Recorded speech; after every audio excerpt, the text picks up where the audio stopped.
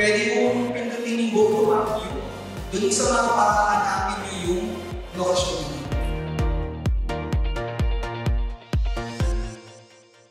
Pero kung kunyari, sir, lalabas ako sa kalsada ngayon, ipe-present ko ang Hazard Hunter. Anong pwede kong sabihing benefit sa kanya nitong Hazard Hunter na to?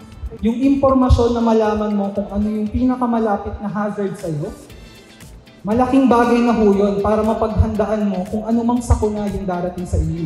Sobrang useful nitong app na to, lalo-lalo na kung gusto mong ma-inform about the hazards nung area mo, kung nasaan. So ito siya, Hazard Hunter. Makikita mo dito na enter location. So kahit nasang location sa Philippines, pwede mo siyang enter, pwede mong malaman yung mga risks na prone yung area na yun.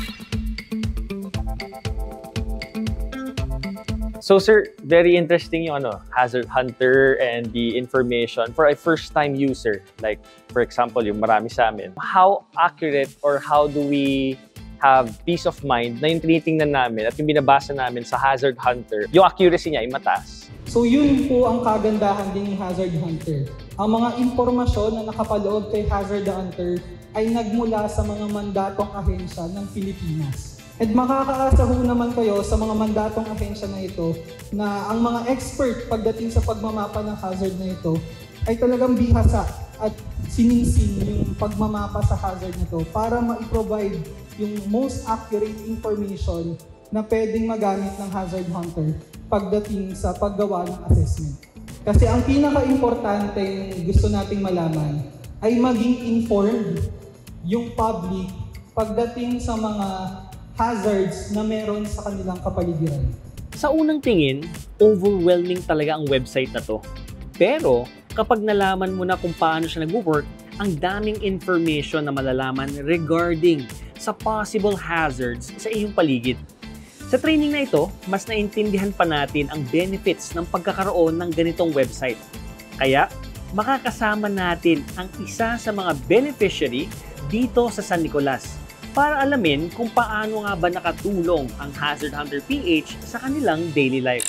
So Doc, thank you po for joining us. Doc, kaya kami nandito is because we just want to know yung kwento niyo po of how you knew about Hazard Hunter.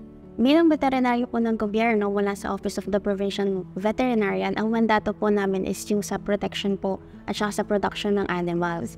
So ang Batangas po ay livestock producing province. So nung nangyari po noong 2020 sa pagsabog ng Bulkang Taal, medyo somehow naiwanan yung mga animals doon sa area. Na-caught off guard kami. Pero after noon, ganun pala. So kailangan pala talaga preparedness. So yun, after noon, na-introduce kami with DOSP FIVOX para sa GeoRisk PH. So naturuan kami kung ano yung nilalaman ng GeoRisk PH, yung Hazard Hunter, GeoAnalytics, siya GeoMapper. Although ang mas ginagamit namin ay ang GeoMapper, pero yung sa Hazard Hunter, alam din naman namin siyang gamitin. Like for us, since ang pinoprotektahan namin ay animals, Yes. depende sa kung anong risk yung pwedeng i-pose ng natural disaster. So ma'am, since nandito tayo sa San Nicolas, how did Hazard Hunter help you dun sa assessment ninyo dito sa mismong municipality?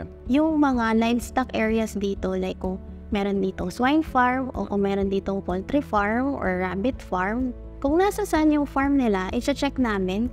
GPS tag namin yun. So pag naka-plot siya sa mapa, matcha-check namin ano yung risk na nandoon sa lugar. Sa area na yan.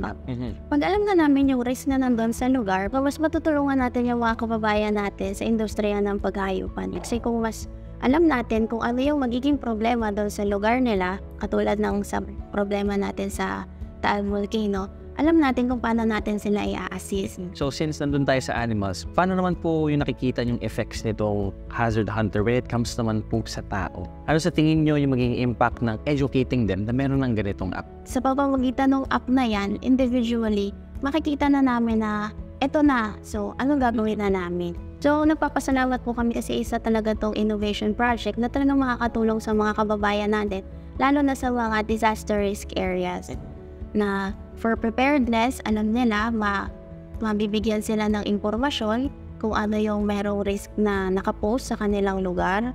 At kung alam nila yung risk na nakapost sa kanilang lugar, mas mapaghahandaan nila ito para din sa kanilang kapakanan. Dahil ang goal natin ay awareness at mas maraming tao ang matulungan, naglibot ako para humanap ng ilang residente para i-share sa kanila kung ano ang Hazard Hunter at paano ito makakatulong sa kanila.